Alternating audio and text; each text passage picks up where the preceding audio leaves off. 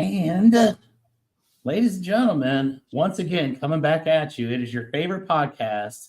And if you say it's not, you're lying, and I know that. So I've got one of the best guests of all time on Keeping It Rio today. It's been 2 years in the making for me.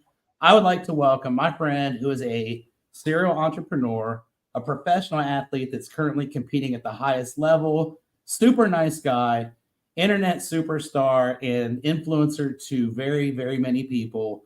Donald Sanchez, welcome to Keeping It Real, my friend. How you doing today? I'm good, bro. Thank you, Chuck. Yeah, this has been a long time coming, and I appreciate it. All of us have been super busy, so you know how it is. It's just we gotta rock with our days and keep it going. Appreciate you, man. Thank you.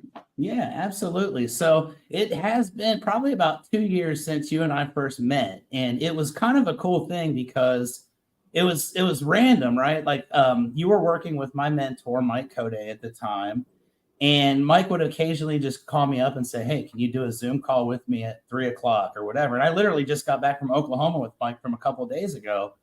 But one of the calls that we had was you and your partner Damien, and I was super intrigued from the get go because Mike's like, this guy is like a professional fighter. He's like fighting in Russia and all this stuff. I was like, dude, okay, cool.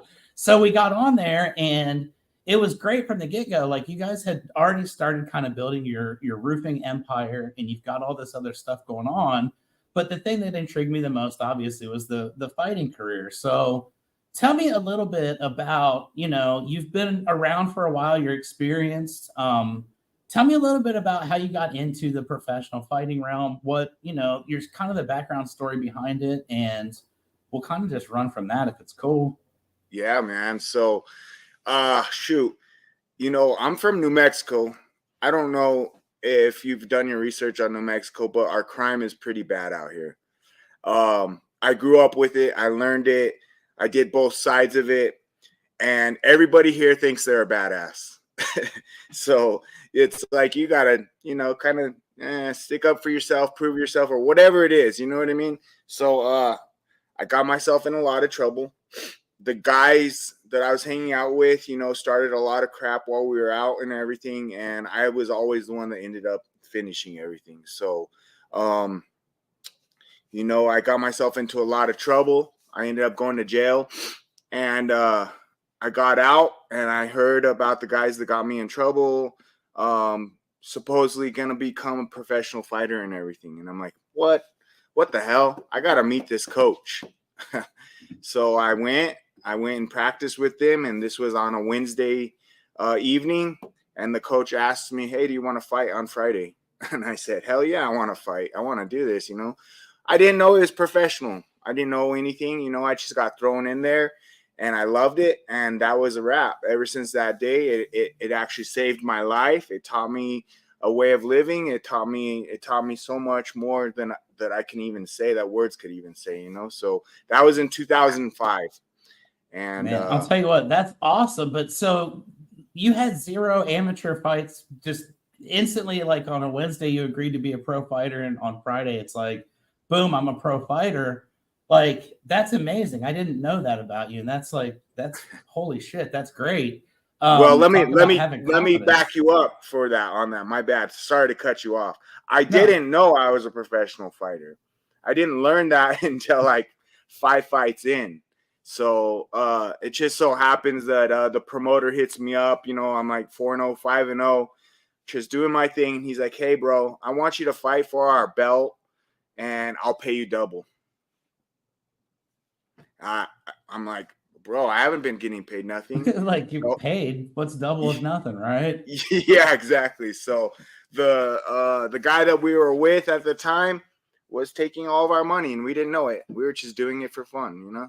So Well, yeah, that we'll and leave it that at that that. was one of the things I wanted to ask you about, because obviously as you get into a career where you've got a team assembled, and you start to gain some notoriety from your fights, from winning, you start to get recognition around town, people know who you are. That's when all these new friends start popping up. And a lot of times I see the stories where people, they get involved with the wrong people infiltrate their circles, and it sounds like that hit you early. So like you were able to learn from that. I would hope at the early age, and then be able to kind of filter your people out and then get moving the right direction. So once you figured out that you're a pro fighter and you started actually getting paid for your stuff, like, how did your journey develop from, those early stages to, getting to fight on some of the biggest stages in the world? Yeah, man, it was a gift and a curse, type of thing, because all I wanted to do was fight. I didn't want to get involved with the politics. I didn't want to do all the bullshit, which we all know with this day and age, closed mouths don't get fed. Uh, so had I been more open like I am now, you see my social media and everything like that, I think I could have been a superstar. But at the time, all I wanted to do was fight everybody. That's all I cared about. I just wanted to fight anybody, anywhere, anytime, and that's what really made me, and what happened with everything. I wasn't the superstar, the making millions and everything like that. I was able to make a living, my sponsors and everything like that. Just because of the person I was, it helped me. But it also helped. I had my guard up for a long time because of people taking money and whatnot. So it was when I had transitioned over into this and I had met you, I was at the time I was having a rough time on trusting people and everything, and kicking people out like what you're saying. So that's a whole different story, So yeah, man, it's just like it's a gift and a curse. I just wanted to fight. Now I'm a little more loud, so I talk a lot of shit. And you saw my last fight, I got in the dude's face, I threw his arms around, it's just part of the game now. Yeah, and it's evolved, and it's been kind of fun to watch. I've been a fan of the fight game since I was born. My dad used to have me watching boxing like twice a week when I was a kid, so I definitely appreciate it. And I kind of, I definitely respect the amount of discipline that goes into that, because every single time you go into a fight, you agree to it and you sign a contract. You have like what, a 6 week training camp typically for your fights, or what's a typical training camp look like? You typically you want 6 to 8 weeks, but for me, it's a lifestyle, and this is what I try to promote to everybody. It's a lifestyle. You got to stay ready. You got to be ready. You don't have to get ready, Stay ready. Just like us in the roofing industry. We have to stay ready. We don't know when a hail season's going to hit. I mean, some of these guys know when it's going to hit, but here where I'm from, we haven't had anything since 2018 until this past couple weeks. So it's like we've been ready since 2018. We didn't get 6 to 8 weeks to train. Yeah, right. And that's the cool thing about it. And it was kind of like I was leading you like with that question, and you just answered exactly what I was wanting you to say there. That's kind of cool. But like there are people that in the fight game, and even in life, that is it's a grueling routine that you go through, right? To keep yourself ready to go into a professional fight. You're not just like, 10 minutes on the treadmill a couple days a week. Like you got to go hard, and you got to make sure that you're ready. And I see that you're willing to go up and down in weight class and fight anybody. So it's like this dude is definitely always in peak condition, ready to rock. On top of the fact that you do have multiple business ventures, your roofing business is absolutely thriving and dominating. You've got other business ventures as well. How in the world do you maintain the discipline to continue to train at that level, and know like deep down inside, like you don't really have to do any of that at this point, because you have been successful enough and you've been smart enough to diversify? So what goes on in your mind when it's time to go to the training and you don't feel like doing it, but you do it anyway? So the fight thing, that's a whole different story. That's like my drug. That's what I love. That's my go-to for everything. I just love it. But business wise, I have an opportunity to help the people around me. And I love seeing people thrive and grow and everything. So that's what really pushes me mentally to be disciplined, to keep all these ventures going and everything. Because, at the end of the day, it's not me. Yes, I make great money and everything, but each and every deal, the people doing those deals, they make more than I do per deal. And they have less liability and everything as well. So I thrive off of helping others grow, and hopefully I can help push them and hold them accountable for what they want. I sit down and I ask, what's your goals? What do you want to do in life? How do you do? It's more like a life mentorship with my team and everything. I love seeing them. I have several recovering addicts on the team and everything, and I love seeing them thrive and get better and just want more. It's just I hate to see when people are content with everything, and that's the thing that I try to push on everybody. Yep. And the one thing, like I said earlier, I met you through a mentorship with Mike Code, who is a high level trainer as well. He's a business coach. The thing that I respect about anybody that reaches out to these types of guys is, okay, I might be doing fine right now, but there might be something that I could do better. And I'm willing to take coaching. I'm willing to accept criticism. And you went through the program there with Mike. I'm down here in Florida at Lee's office, and I was helping him out with Sky Diamonds. I walk in one day and here's Donald at the Sky Diamond office, right? So you're always willing to look for people that have done something that you maybe haven't quite gotten to yet, or something that you're aspiring to do, or just people that have the same mindset. And, then taking all that knowledge back to your team, I think that's extremely commendable. And I guess the big question that comes from that would be, at the end of the day, teaching people and changing lives through the roofing company versus what you've done your entire life, which is your fighting career and your absolute passion. Which one do you think at the end of the day, when all is said and done, do you think Donald Sanchez is going to be more well known for, or which one do you think you're going to be the most proud of those two careers, when they both kind of, when they're over at the end and you're just kind of sitting back looking at life?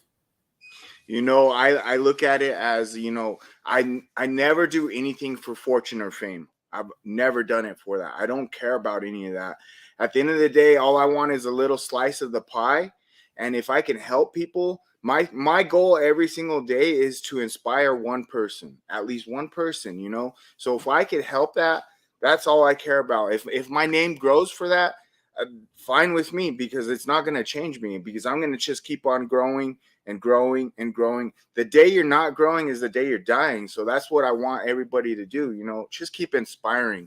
So yeah, I'm having a little bit of push on my name on social media and everything like that, and hanging around all these top guys and whatnot. All I want for people to notice out of that is they could do that too. We all have the same 24 hours in a day, and just capitalize on it. Go do that to help other people. That's all I want. I don't care if they know my name, if I'm popular, whatever it is. That's all I care about. I love that so much. It's so profound and powerful, because you're right. Like, anything is possible. I was at the Blue Collar American Dream Conference. You were a featured speaker at that event. I was supposed to be the guy that got to intro you, but that's a different story too. But I was there, and it was like, the whole time I'm behind this stage, it's like, dude, I'm a dumbass roofer. And the only reason I'm here is because Lee called me and asked me to come down to Florida. And I just said yes. And I just jumped on a plane and accepted it. And I was there for 3 months. And it's like, just the willingness to be able to do stuff like that, and just to say, hey, I'm confident enough to know that I can succeed. I know who I am. And this is just a great opportunity to be around more people. It's magical.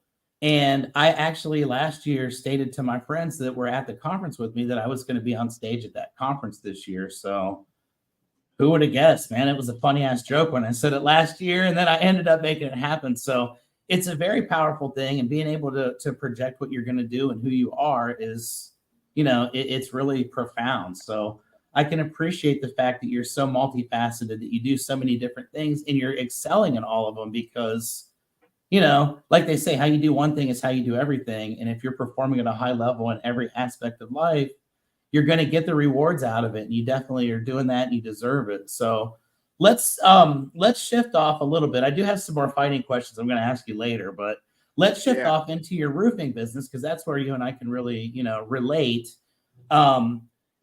You've gone through the situations early in life where you got dicked over by your promoter. You didn't realize you're a pro fighter until, someone told you were about to get paid, and you've gone through the experience. So now you're coming in and you get into the roofing industry. First off, how did you transition into the roofing industry? Was it something, previously in your previous history that you had done, or was there like a tie of some sort, or just random? I've always been a hands-on type of guy. So I've done stuff when I was younger. I was on probation at a young age, so they made me work and everything. And I did some roofing and stuff. But my family, they're all in the trades, all of them. That was like what I was supposed to do from the beginning. I was supposed to go to school, learn how to be an electrician or construction worker or something like that, and have a 9 to 5, all this bullshit 9 to 5 and everything. And I saw that at an early age because my dad he was always working, man. So I was like, nah, I'm not doing that. I don't care. I'm not doing this 9 to 5 BS stuff and then coming home and mad at my family and everything like that. I want something else in life. I saw that at an early age, and I think more people need to see that, So yes. I had my partner now. He's been involved in this for 10 years or so. He was always on the sales side and whatnot. I knew a lot of people here in New Mexico. I know a lot of people, and I have some connections and everything, and people trust me. They come to me, and I was throwing him deals. Helping him out and whatnot. For me, I saw the business model and how these other people were trying to run it and everything like that. And they were screwing people over. They were screwing my partner over at the time. And I realized that. I saw the numbers. And then I saw like real numbers, how much was involved in. And there was a 200,000 8-phase type of thing. Like it was 1.6 million at the time. And this was back in like 2016. And I'm like, wait, hold on. And you're going to make how much? You're making $5,000. You're getting screwed over, bro. What the hell is wrong with you? Do you not know math? So I had to bring that out of him too, and bring a whole different business model. Like people are greedy. Like, why do you got to be that way? I had access to all the general contractor license and doing all that stuff. So I said, you know what? I'm going to come in. I'm going to learn all this stuff with you because I want people to be able to benefit from it, get screwed over for some greedy ass person out here. And we're going to do it our way. And he's like, I took him on a snowboarding trip and I was like, listen, this is what's got to happen. And from that day forward, here we are, we got an 8-figure business now, and we want to jump it a lot further, but we just got to keep growing. That's all it is. Keep growing. Yeah, man, that is an awesome story. And I didn't know that either. I was going to ask you, I'm sure you had a bunch of people approaching you about it, and how were you able to trust somebody? But you actually went and recruited Damien and brought him in yourself to change his life, which is like, that's badass. Like, that's the whole reason for doing this. I've been in roofing for 25 years. And for me at this point, it's just about helping people, as many as I can, to avoid the mistakes that I've made. And I've freaking made every single one of them once, and there was like 2 or 3 that I made a couple different times. But if I can help anybody, and there's such fulfillment in having someone that doesn't believe in themselves, and then all of a sudden you start to see a spark in it because you teach them something, and then they're able to go out and they're able to achieve at a higher level than they ever have, and they start to become a different person, and then they recognize it and come back and say, you know what? Thank you, because it was what you taught me that made me who I am. And you're right. In this industry, it's really sad because there are a lot of people that are predatory with sales reps. And there are a lot of them that try to do the right thing, but sometimes just have issues. But there are a lot of people that get screwed over in the deal. And, just having somebody that started their business founded upon just that principle, like, why would you not want to have that person doing your work? Because that's way better than any other reason I've ever heard for starting a roofing company. So kudos to you, my man. Thanks, man. You got your team going over there, right? You start your company, you start growing it a little bit, start seeking mentorship from different people and growing your business. I've done roofing companies. I understand, it's not all freaking like rainbows and sunshine. There's some serious issues can happen throughout the course. Tell me a little bit about when you got started with Invigorate, when you started the business, and some of the headaches that you had to face when you guys got rolling, maybe some of the stuff you weren't aware of or didn't foresee that popped you right between the eyes. Man, it's actually a pretty crazy story. When we first started, I had to get my hours in and everything for our license. So we partnered with an old friend, and it's not our original name right here. We ended up going in with him. COVID hit, and he closed the bank accounts, locked us out of the thing and everything, and we had customers coming on. So that's how Invigorate really started. So we had to change our name and everything. We couldn't be affiliated with this guy because I know he's a piece of shit, and I'm gonna say that out loud, Yep, that's what this is but all about. yeah. So he took all of our money, took all of our equipment, took everything, closed us down, and I had to get lawyers and everything involved, and we had to just start from ground zero once again, right when COVID started. But that was nothing to me. I didn't care, because I knew we were doing the right thing. We were helping homeowners because insurance loves to screw over the homeowners. So at the end of the day, we're helping them with the right thing, what they need with their assets and everything. So in my heart, I knew this is whatever. Take the money. I don't care about the money. You could have it, whatever it is.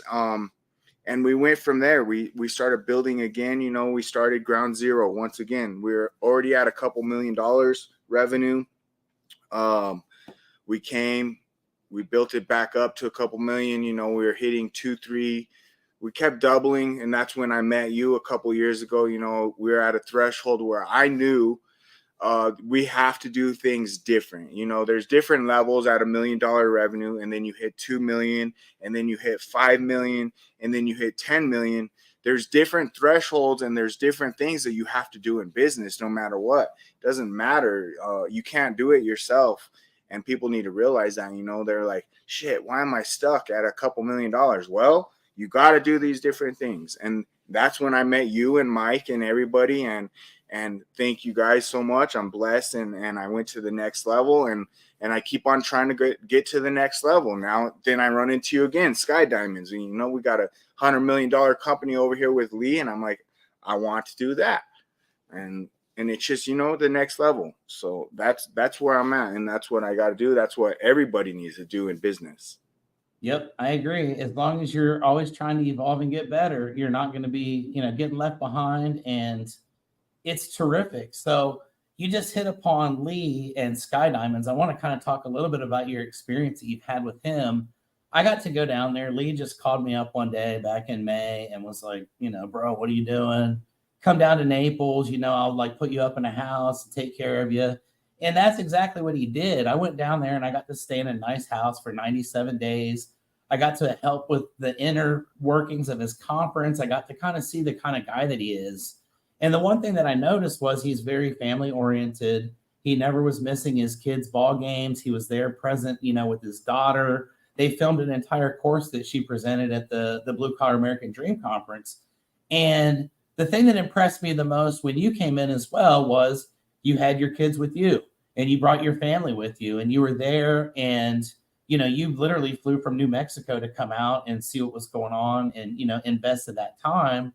Tell me a little bit about that experience. Was it something that was positive? I know y'all got to go out and like carry alligators around and do all kind of crazy stuff like that. What was your first experience like with Lee? And would you say it was positive and fun overall?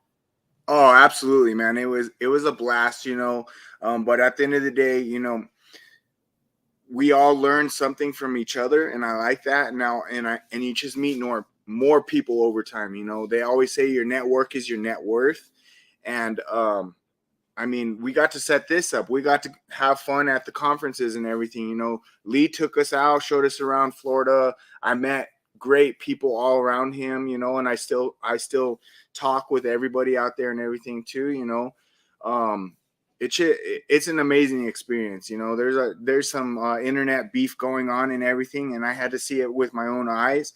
And I see it, and people could try to talk all they want, but if you don't go to the horse's mouth, you don't know. You know what I mean? So, and that's the type of person I am. So I'm like, oh, this is going on. There's always two sides to a story. So I saw it with my own eyes. Like this other guy talking crappy, hopefully Lee beats his ass, you know? Yeah, I That's mean, all I I'm was gonna there say. too. And I spent my 97 days just for that very reason. So I can be like, hey, whatever I saw was what I saw, and that's my reality.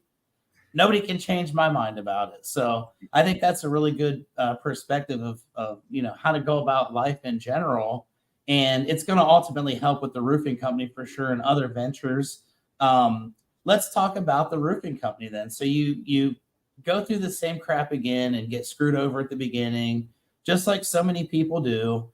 You've got to dig out of this hole. You've got to start from scratch once again. I did the same thing here in San Antonio, and I'm actually hopefully about to do it again. But you have to start again from scratch, right? You've got your guys. You're working. You're building a core so you can start to really build the company this way and then go upward. How do you find the key players at this point? Because now it's like, shit, I can't trust anybody. Like, everybody's going to screw you over, and you've got to really be careful because one wrong move again puts you right back where you started, which is damn, that happened again. Or you can find the right people, you can put them into the places that they need to, and you can help cultivate and grow them. So what was your strategy when you started again from square one to find the right people, to find the positions to put them in, and to make sure that they were the right people once they were put in those places? So for me, I knew I had to have a lot of people in. I didn't want too many people, and I didn't want people involved in the roofing industry. So I wanted to teach them from the ground up. I didn't want them to know anything about roofing.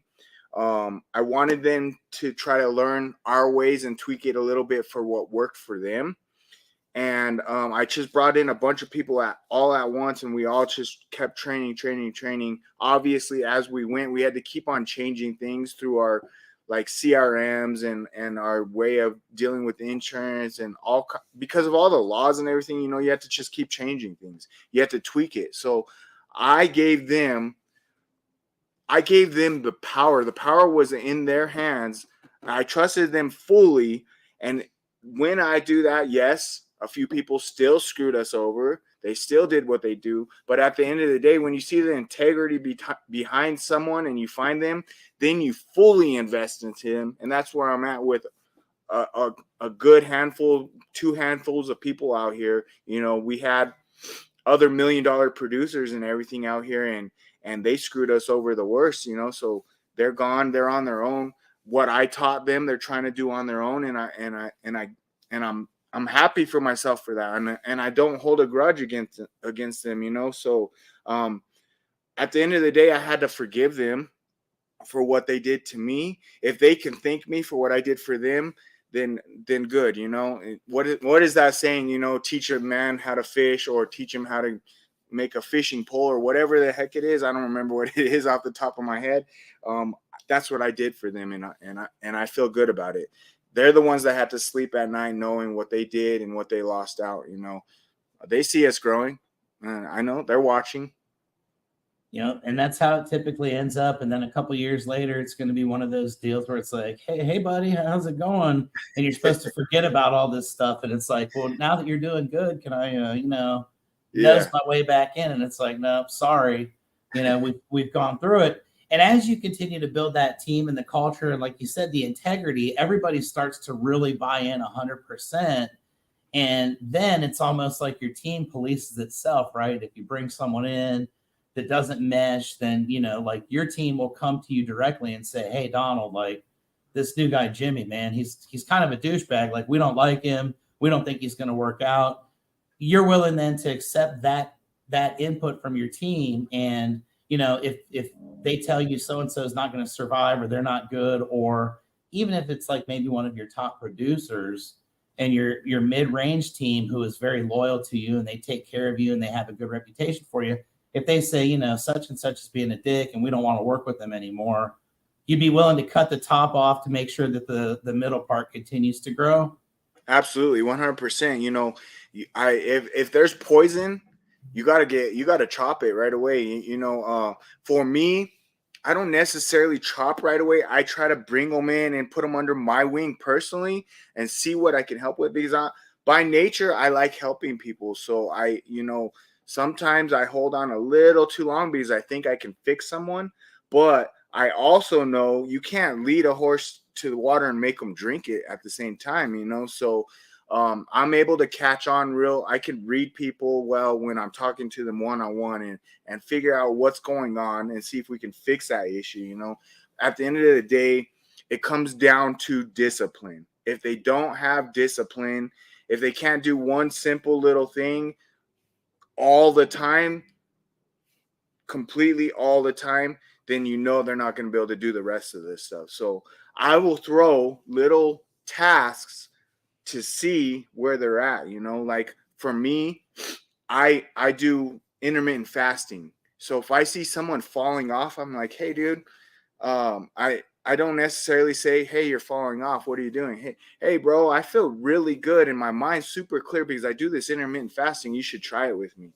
And I'll bait them in that way, you know? So, and I see how mentally strong are they to do this? Because I don't eat until 1 p.m. every day. And then 7 p.m. at night, I cut it off. So if someone could do that, the first 2 weeks is hard as hell. If they could do that and keep it going, I'm like, all right, they could do a lot more shit with me. I'm going to bring this person in and I'm going to help them, you know? Yep. I love that mindset because it's like, as long as you're willing to do the work, you might not be perfect. You might not get the results immediately. But if your attitude is right and you're willing to do the freaking work, that's what my deal with Sky Diamonds was too. I went down there and I had nothing to do except for like think about my physical fitness and what I could do. And the first month was June, and we were supposed to do 100 miles of running for Diego from RoofCon. He's got a charity. And I was like, you know what? I'm going to do 150 this month because I'm just down here and I don't have anything else to do. I ended up doing over 200. And it was like about 180 in, I was inspired because I kept seeing Lee Haight, man. And this dude's like, he brings in like freaking jujitsu coaches to his office and they're wrestling and stuff in the room. And it's like, I can't be lazy and I can't just try to do, what I know I can get to. I got to try to go to something that's going to really push me to another level. And, being around people like that and that kind of energy is so infectious. And I feel like that's probably what's going on with your company is you've got that spirit about you of like, you're a fighter, like legit. I'm a fighter. You're going to stand with your guys and you're going to be in there and nobody's going to mess with your team. You're going to be the leader that is willing to stand at the front. And I think that's how you develop the real super hardcore team that builds you to the next level and then the next level and the next level because they're looking out for you and they appreciate it. What about when you've got a fight coming up? Does that change the way that you do business with your day-to-day stuff? Obviously, you've got to put a little bit more focus on it because it's one of those deals where you're going in there and both of you have the same idea about what you want to do to the other one. So you've got to be sharp. You've got to be ready and fully prepared. Does it ever alter the way that you run your business, or do you have your business set up to where it's like you could just go away and it's going to be right? The business is set up where I could really step away for, a good amount of time and it still runs smoothly and everything. But I really don't change too much because I still time block to this day. Like we said earlier, I'm still training the same way I'm always training for a fight. So I'm still doing the same things when I have a fight, when I don't have a fight, because that's just my life and that's what I do and that's what I'm disciplined to do. So, yes, maybe my eating changes a little bit because I got to lose a little bit of weight sometimes, or sometimes I got to gain weight. Like you said earlier, I'm willing to go up in weight or down in weight because I'll fight whoever. But the biggest thing is that I do have to change is when I go to a lower weight class because I have to change my diet and sometimes less calories suck, so you're hangry. Yeah, I understand. I tried that one time. It was terrible. Yeah, it's not the funnest part. So that's one thing that I like to preach to these younger fighters and everything. It's not always about cutting weight. You don't have to go so low and deprive your body and everything. So that's one big thing that my takeaway on fighting. Like I fought at a high level at 145 pounds, and you've seen me. I'm not a small guy. So it was mentally, it was so hard and taxing, but I was so strong mentally. It was taxing my body. I only want to think back, like, what could I have done if physically I didn't deprive myself of all those nutrients and everything and whatnot. And that's why I fight at a higher weight class now, and I feel so much better. So that's one thing I want to bring to fighters, screw cutting all that weight. Yeah, for real. I mean, I think that's, that's brilliant. And I understand the whole concept behind cutting weight, and you want to have as much of an advantage as possible. But to me, I think, walking around at near your regular weight that you go in and compete at, that's the healthiest thing for you 15 years down the road in your life. You're going to have a much better quality of life. And I think you're able to probably prolong your career a little bit because it's natural. It's the way that you just kind of walk around and you're not going through those ups and downs and, shocking yourself to lose, 35 or 40 pounds in a week or however that works. So I definitely appreciate that. As far as your fighting career goes, I know that a couple years ago, I think when we first met, you were kind of like winding it down. And I felt like Mike said that you were having a retirement fight and you were going to kind of get out of the game there. What happened? Like, obviously your passion for it and all that, but like, what drew you back into the sport and, got you back into the competitive spirit of saying, damn it, like I'm going in there and I'm going to fight in front of millions of people and I'm going to do my thing. Like, what brought you back to it? Was it just simply the love? Oh man, no. Well, yeah, the love, but at the time, man, I started seeing these guys that I trained with, that I sparred with, that I fought, and all this stuff, and they were becoming world champions at a very high level. Boxing, bare knuckle boxing, MMA, every single one. And I was like, what am I doing? Why did I even give up? Like, I can't give up. I'm still young. I'm healthy. I feel great. I still talk fine. Like, I'm not punch drunk. You know what I mean? Like, what the hell am I doing? And I started gaining weight too. I started living an unhealthy lifestyle because I was so like, I'm a businessman now. I'm gonna go on all these lunches and all these business lunches, and I'm gonna eat whatever I want. And I started feeling like shit, man. So I'm like, I'm getting in the gym. And I'm gonna do what I gotta do to lose the weight and feel good. And then I was always in the gym. I was lifting weights and everything like that. I never got out of the gym, but I did it to get into a healthy body, feeling better and everything like that, mentally and everything. And I needed a bigger push. So I said, hey, Bare Knuckles coming into New Mexico for the very first time. We want you on the card. I'm like, yes, I'm in. Fucking sign me up. Let's do this. So that was it, and then I had 8 weeks to lose. I'm not, oh man, I don't want to say this because I just preached about losing weight and everything, but I had to lose 45 pounds and I kept it off. And here I am. So, and I promised myself I'll never do that again. That's awesome. And I mean, what a great motivation and what a great reason to, just say, damn, I'm not done yet. I still got some gas in the tank. I'm ready to rock. The ultimate destination at this point is a championship. You're looking to become a world champion. You're fighting exclusively, I guess, at bare knuckle right now. Is that the case? Or are Yep. you able to fight in any other promotions, or is that kind of the thing that you want to stick with for the time being? I can fight wherever I want, but yeah, exclusively bare knuckle. I want to become the champion over there. I was a world champion in MMA. I didn't quite so do it in boxing. I mean, I fought the highest level. There's a few guys out there. You could look at my record. Man, they're probably going to become champions here soon, but they're young, man. They're super young, 25, 26, 27.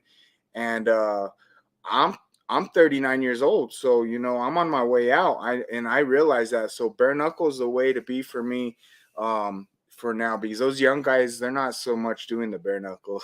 It's just older warrior cats, So Yeah, and it's fun to watch. And I'll be honest, when I first watched bare knuckle, I did not like it because the very early stages, I was watching a fight and it was Kendall Grove. And I just remembered Kendall Grove from when he was on The Ultimate Fighter and I was a fan. And like he got beat pretty bad, right? Like it was kind of vicious. And I was just watching it and I was thinking, damn, I love watching fights, but it was kind of like kind of sad really to watch a guy get beat like that and the ref wasn't stopping it. And I'm like, dude, like, but I guess it's evolved a little bit over the course, but going into bare knuckle, I mean, one thing that you've got to face is like those punches do a lot of damage, right? Like there's a lot of facial damage from just the nature of the beast. So, how do you get yourself up, getting ready for your fight? Like it's fight night and you're backstage and you're getting ready and you're all amped up and like, getting in your zone. And also you've got to maintain a calmness because there's, obviously strategy involved and whoever maintains their composure is most likely going to win. So what is your mindset when okay, best case scenario is I get busted up, I get punched several times, and I'm gonna hit the dude one or two more times than him. I'm gonna end up winning the fight. But every time going in, you're probably gonna end up bloody and so on. So like, how do you get yourself into that mood to where it's like, dude, fuck yeah, let's go? I guess some people call me crazy or whatever, but it's just I've accepted the fact that I'm gonna have yeah, I look good and everything, and I have a lot of scars. I really, I have a lot of scars, and I accepted the fact that I'm not gonna die in there. I trained my ass off for this. I may break my hands, and you know, I've lived worse. I've lived on the streets. I've had to live in my car before. I've been stabbed. I've been shot at. I've been beaten by several guys. It can be way worse, man. And I'm going in there to entertain my friends, my family, and my fans out in the world. It's entertainment, and I love it. It's just a switch that turns on and off for me. I go in, I'm in the back. I actually take a nap till like 30 minutes to an hour before my fight, and I don't even warm up. I stretch a little bit. I move around. I get my hands wrapped, and boom, the switch goes on. I walk out, and the crowd's there, and then it just feels me. It's energy to me, and I love it. And I just want to showcase what I work my fucking ass off for. And it's just, I don't know. It's different. I can't explain. Some people ask me how do you turn that switch? How is it? It's part of me. It's what I did and what I love. And it's kind of like, a fight or flight type of thing, You know how it is. Something bad happens and boom, you go and you're in a whole different mood or whatever it is. So that's how I am. Most people are back there in the back pacing and super nervous and everything. Yes, I'm nervous, but I'm being composed, like you said. So you can't, for me, I don't want to waste my energy pacing and being nervous and worrying. And all I do is visualize what I want the outcome to be. And if I don't visualize that, I know it's going to be a bad night for me. So that's when it happens. And I just know I'm going to go in there. I'm probably going to get some stitches at the end of the night. And then I'm going to go out and have fun with my family and my friends. That's it. So. That's awesome. And I mean, can't argue with that. Like that's the mindset you have to have going into it. So in your fighting career, you've gone across all different disciplines. You've got tons of experience all over the world. Oh shit, I forget what I was about to ask, but it was about to be brilliant too. Okay, so okay. Have you ever in your career, obviously when you're going through the professional ranks, it's more about, getting yourself in position for titles and getting yourself in ranking positions. You find yourself fighting random people. And, sometimes it's probably not that hard to just go fight a random guy because it's like, whatever, dude, I don't know you. Have you ever been in a situation, you kind of touched on it early, where you've had a personal vendetta against somebody that you're about to fight? And like, I just don't like this dude for whatever reason. Like, we just hate each other's guts. It's not some random guy. It's a personal fight. And what is it like when you're going into that, trying to maintain your composure? Have you ever been in a situation where you have been in that fight and had to really struggle to maintain that composure or even lost it? Honestly, I really haven't been in that because I get ahead of myself and I don't want to have a vendetta and I don't want to. I mean, there was a couple guys that when I was younger that had beat like my jujitsu coach and everything, that he was a super badass and everything. And I'm like, I got to beat this guy for my team, that type of thing, but it wasn't like a personal thing. It wasn't a hatred thing. It wasn't vendetta or anything like that because I don't recall any of my fights, and I have over 100 fights that after the fight where we actually hugged it out, hung out, and we could be friends now. It's a respect thing, and that's the way martial arts should be, and that's what I respected about it, and that's why I went and fought in Asia and Europe and everywhere, because it's about respect over there, and they respect the sport. It's not even like that here in America because of the scripting and all the bullshit everyone does, So you saw in my last fight, I like at weigh-ins and whatnot, we got in each other's face and I threw him his hand down and whatnot. But we hate, I guess you could say we hated each other for that 24 hours, but afterwards we hung out. We were cool. We're good. We talk to each other now, still to this day. It's just part of it. We weren't going to disrespect each other up there. Like at weigh-ins, if I were to hit this dude or he hit me, then we're not fighting the next day. So we know that like it's jeopardizing it, so. And it looks bad for the sport. You guys are Yeah. doing a great job and you're doing it for the right reasons. And that respect is the ultimate thing. I mean, I don't have the balls to get into a cage. And I was toying around and messing around when I was there with Lee. And I was like, yeah, dude, like I'll fight at the Blue Collar American Dream Conference. Like I had a few people that I was going to call out. Like some of them were, they were retired. So, like in their mid 70s, they never got back to me. But I don't think I could, at this stage for sure I couldn't, but go in there and do that. But to have the ultimate respect to stand across from another person and go in there and just absolutely give it your all, trying to defeat them in a physical combat sport, you can't help but love that person at the end and realize, you know what, life is short and we just went through something that nobody else is ever going to be able to experience. And I think that that's beautiful, quite honestly. It's probably one of the main things that really draws you to your love of the sport is that camaraderie, right? Like you said, you're an old school guy, and it had a lot more meaning back in the day than it does now. It's a little too commercialized, I think, as well, but it's entertainment. And now that UFC and WWE are the same thing, it's probably going to keep getting that way. But it's awesome. I've been a fan of MMA since UFC 1, and Mark Coleman lived in my neighborhood, or he lived in my hometown. So it was like the very first heavyweight champion. We've been a fan since then, and I appreciate that. Heck yeah. As far as the fighting career goes, like I said, you're still young, you're still feeling good, you're living it every day. You've got your roofing company, you've got your other ventures that are doing well for you. How long do you want to continue fighting? Do you have a set timeline? Like, I want to get 4 more fights before I get a title fight. I want 2 more years. What's it look like for the exit strategy, and how are you approaching that decision as far as, it's always one that's like, I hope I don't hang on for one too many. And I can tell that you're not going to do that. You're a smart guy, but what's your thought process behind that? Do you go into each fight thinking, there's a possibility that this could be it? Or are you looking, regardless of what happens, I'm going to fight this many more? So, I have 4 to 5 fights in me, and it's 1 or 2 more fights to fight for that belt.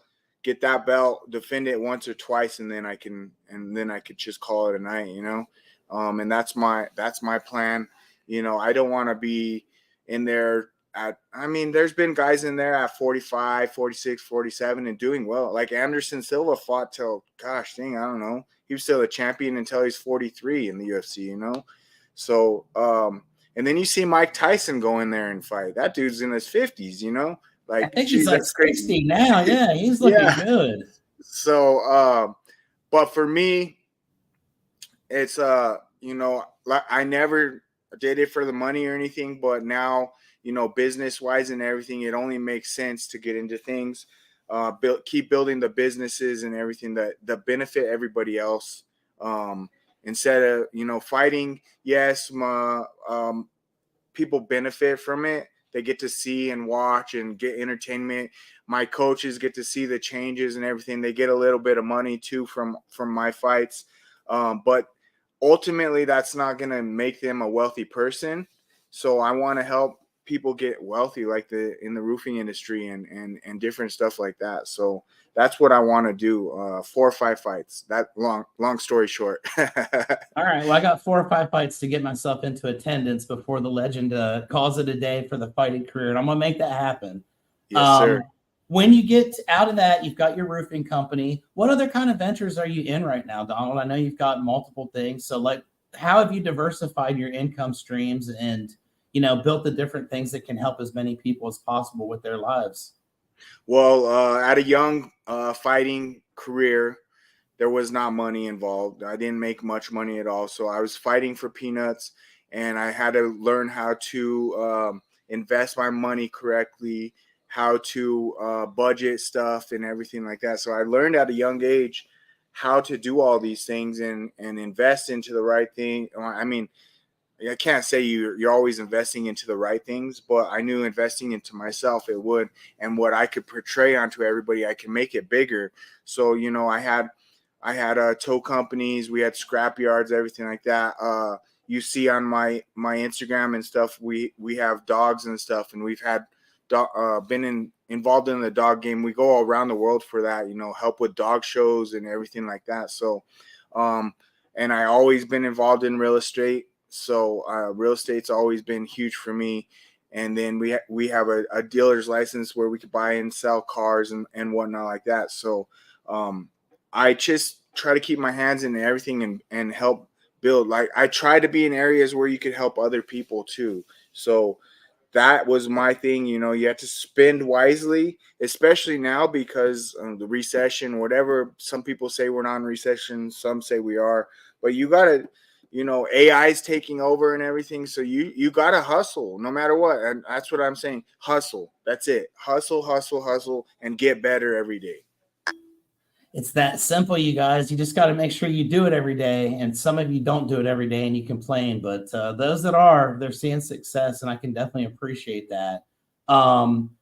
You're an internet superstar, as you pointed out earlier, just because of your following through your fighting career, through your entrepreneurial journey, getting to be around some of these other people. When you get the opportunity, like you did with Lee, to come speak at an event like the Blue Collar American Dream Conference, this is the question that I had for Forrest Griffin. I asked him this like right before he went on stage. And I also asked Gilbert Burns this because I thought both of them gave me a very interesting answer, and it was both the same thing. And it was like, which one are you more nervous about?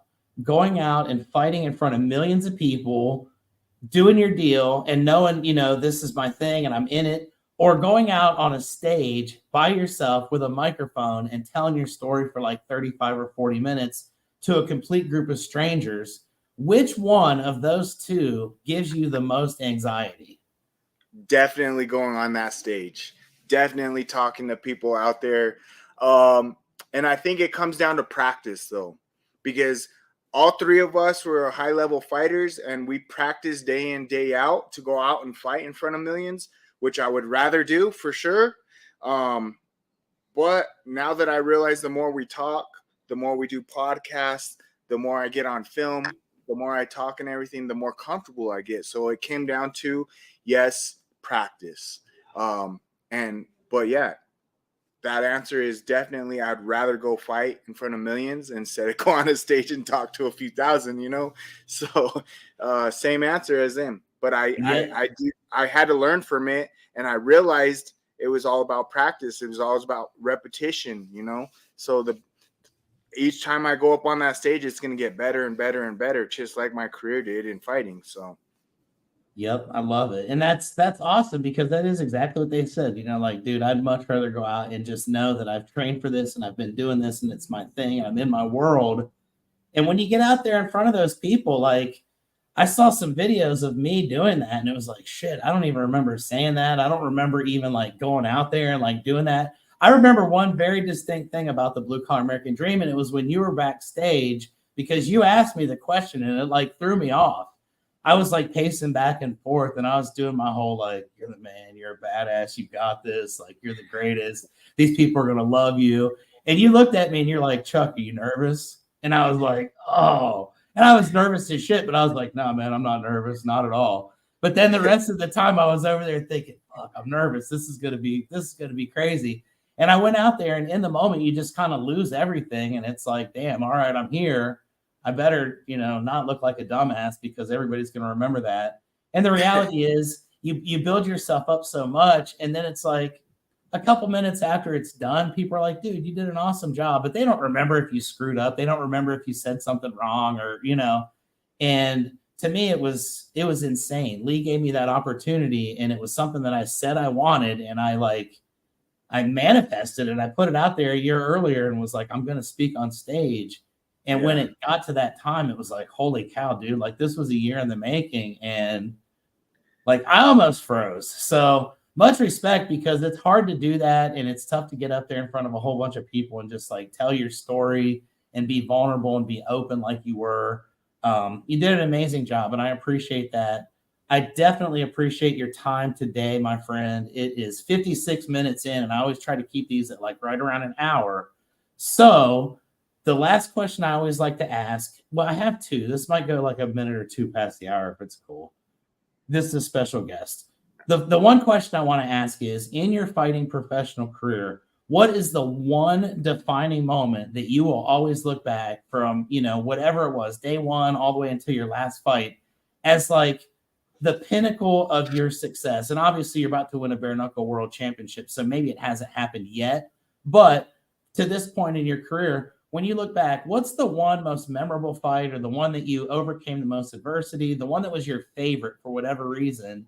And after that, I'm just going to ask how people can get a hold of you on social media and if they want to follow you and all that stuff. So that's the two final questions. Chuck, I want to tell you this, and it might bring a little bit of heat on me or whatnot, but I really don't care now that it has come to light and UFC is now WWE. I'm going to tell you this right now. I was supposed to be on one of the very first Ultimate Fighters. I made it to the final cast and everything. I was supposed to go in onto the show, and they basically told me that they wanted it scripted and everything, and they wanted me to do this and that, and they said they don't care how many fights, how many wins I have, how much of a badass you are. If you don't act to the camera, you're not on the show. And I said, I'm out. Fuck this. I'm not doing this. And I got to go experience all through Asia and everywhere where it was respected, and the sport is real out there. It's not no bullshit out here for how they were. And that was my defining moment, that I knew I was going to be a better person in life, and that I'm not going to sell my soul for TV.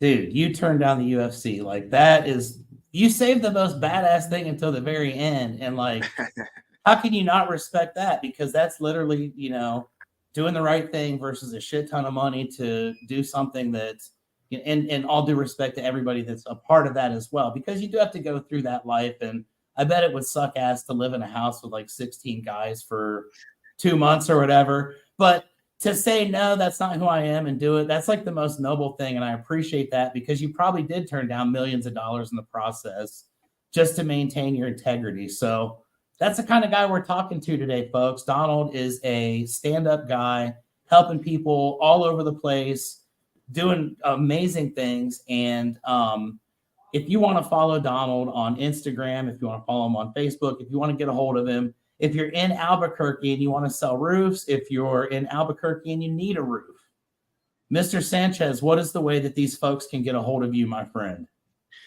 Hey, you can go on Instagram, the official Donald Sanchez. You could go Donald Sanchez on Facebook. You could go to YouTube, official Donald Sanchez. But most importantly, reach out to me. I don't care if you want to sell roofs. I don't care if you want anything. If you just want to talk about mindset, if you want to get better in life or whatever, I'm open to talking all the time. Official Donald Sanchez. Thank you, Chuck. I really appreciate you. You've been absolutely tremendous to me in my life, and such a cool ass person. My girlfriend, even she remembers you from Florida too. She loves you. So you're a good dude. I appreciate you, man. Absolutely. We're going to be friends forever. And I can certainly appreciate everything that you do for the industry and for all the people you're helping. For everybody watching, thank you again. Until next time, keep on keeping it real. We'll see you on the next episode.